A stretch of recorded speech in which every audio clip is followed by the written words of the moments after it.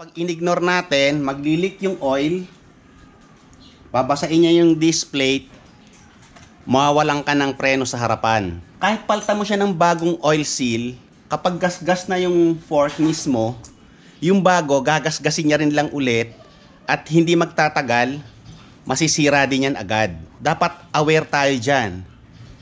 Pwedeng mag-cause ng fatal accident kapag nawala ng preno yung harapan nyo dahil dumudulas, dahil basang-basa ng fork oil yung ating disc plate.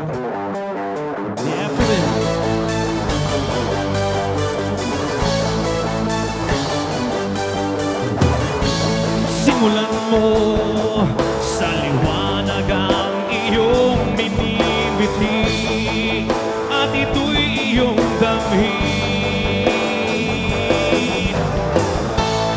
Itanim mo sa puso mo. So pupunta tayo ngayon kay Doc Bert sa Pitwason, malapit sa Cubao. Doon natin ipapagawa. Unfortunately, hindi available yung service shop ng Cart Plaza Tambo.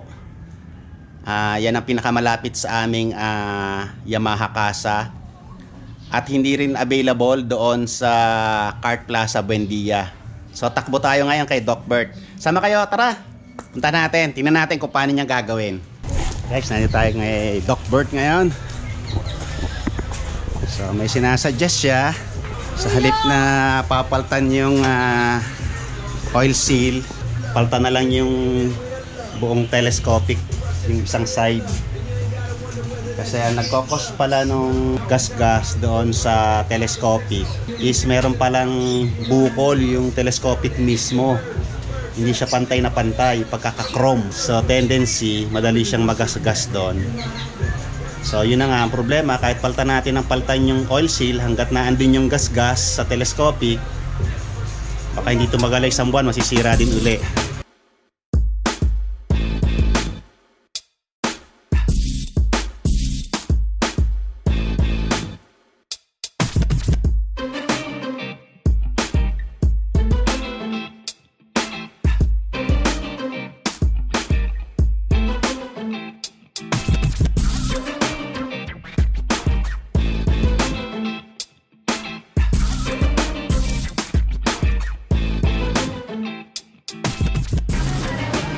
Kabila sa napapansin nyo, walang tagas, no? Pero sasama na natin palitan yun para pareha. Lagi mag-asawa na mag-asawa yun. Kumaga parang sa bearing yun eh. Pinilatan mo yung isa, sama mo na isa.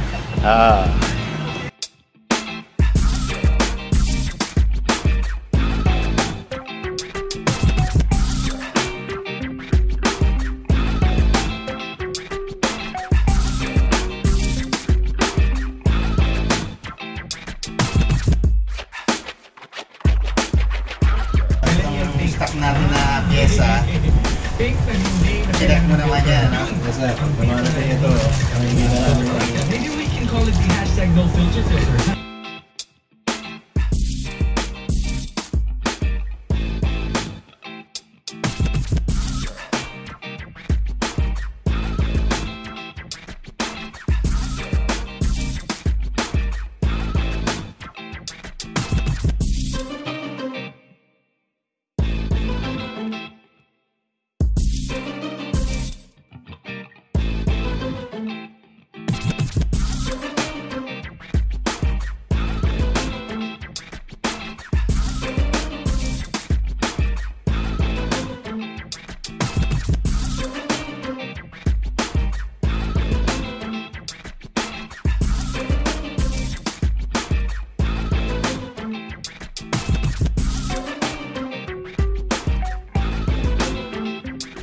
Sana no sniper 150.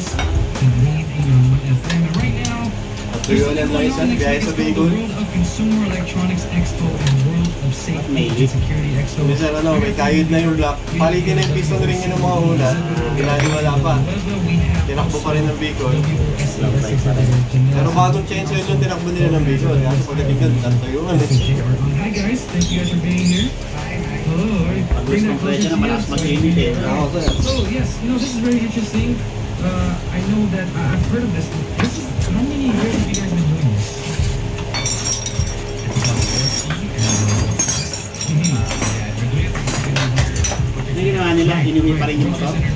sa bus. Let me ask you guys this question. 'Cause I'm Nakit sa ilalim ng bus. So in keeping with Bayad sila the 2.5. trends of technology, what is MSI's role in the gaming industry? Maybe you could answer. Ganyan pala yan, pag sinasakay sa mga ganyan, tinatanggalan lang yun, tinatanggalan ka sa bilan. Dinidor. Nagkasya patagilid? Okay na lang. Kung paano, wala namang kalasan. And we're still striving to get our files improved and also our service.